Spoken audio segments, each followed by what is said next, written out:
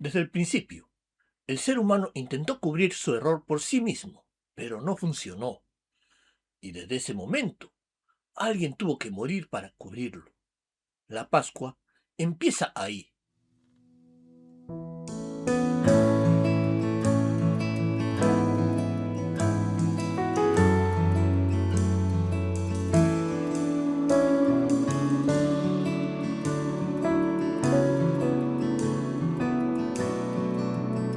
Cuando escuchamos la palabra Pascua, muchos pensamos en Jesús, en la cruz, en la resurrección. Otros recuerdan la historia de Egipto, el pueblo de Israel saliendo de la esclavitud. Pero lo que casi nadie sabe es que esta historia empieza mucho antes. Empieza en un jardín. Y lo que pasó ahí lo puedes leer en Génesis capítulo 3. Y ese momento no solo explica la Pascua, explica toda nuestra historia. El intento humano. Adán y Eva pecaron, y lo primero que hicieron fue intentar cubrirse. La Biblia dice en Génesis 3:7 que cosieron hojas de higuera y se hicieron delantales. Fue su solución, su intento, su forma de arreglar lo que habían hecho. Pero había un problema. Eso no era suficiente. Las hojas podían cubrir por fuera, pero no resolvían lo que había pasado por dentro. Y hasta hoy seguimos haciendo lo mismo. ¿Te ha pasado que intentas arreglar algo, pero sientes que todavía falta algo? La solución de Dios. Entonces Dios hace algo diferente. No les da más hojas, les da ropa de piel. La Biblia lo dice claramente en Génesis 3:21. Dios hizo túnicas de piel y los vistió.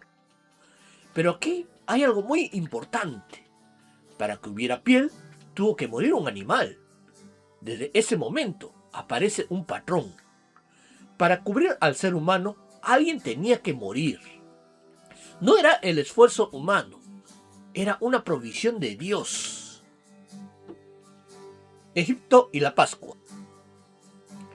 Siglos después, este mismo patrón vuelve a aparecer. El pueblo de Israel estaba en Egipto, esclavizado, y Dios da una instrucción que puedes leer en Éxodo capítulo 12. Cada familia debía tomar un cordero, sacrificarlo y poner su sangre en la puerta de su casa. Y en Éxodo 12:13 Dios dice: cuando vea la sangre, pasaré de largo. Esa noche, la muerte recorrió Egipto, pero en las casas donde había sangre, no entró. No era porque eran perfectos, era por la sangre. No eran las hojas, era la sangre. El patrón se repite. Si conectas la historia, empiezas a ver algo que no es casualidad. En el Edén, como leímos en Génesis 3:21, Dios cubre al ser humano con pieles. No fueron hojas, no fue el esfuerzo humano, fue un sacrificio. Luego, en Egipto, en Éxodo 12, vuelve a pasar algo muy parecido. Un cordero muere y su sangre cubre la casa. Y otra vez, no es el esfuerzo, no es lo que las personas hacen, es lo que Dios provee. Ahora piensa esto conmigo. Dos momentos completamente diferentes, separados por cientos de años, pero con el mismo patrón. Un problema que el ser humano no puede resolver por sí mismo y una solución que viene de Dios a través de un sacrificio. Esto no es coincidencia. Es como si toda la historia estuviera apuntando hacia algo que todavía no había ocurrido. Como si cada uno de estos momentos fuera una pista, una señal de que algo más grande venía en camino. Hay algo más que muchas veces no notamos. En el Edén, Dios cubre la vergüenza del hombre. En Egipto, Dios protege la vida del hombre. Primero cubre, luego protege. Y ambos apuntan a algo mayor.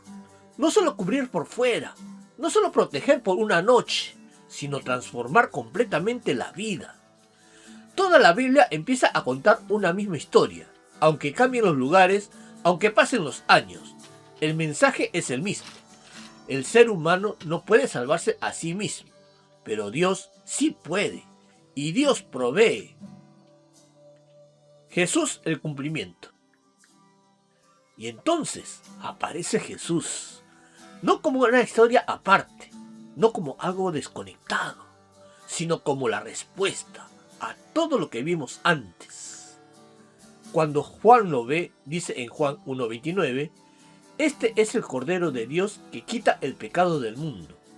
No es una frase cualquiera. Juan está conectando directamente con todo lo anterior, el Edén, Egipto. Jesús es ese Cordero. En el Edén, un animal cubrió para cubrir la vergüenza. En Egipto, un cordero murió para proteger la vida.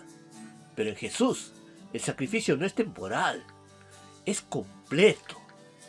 Por eso la Biblia dice en 1 Corintios 5:7, Cristo, nuestra Pascua, ya fue sacrificado por nosotros. Ya no es una noche, ya no es una sola familia, es para todos.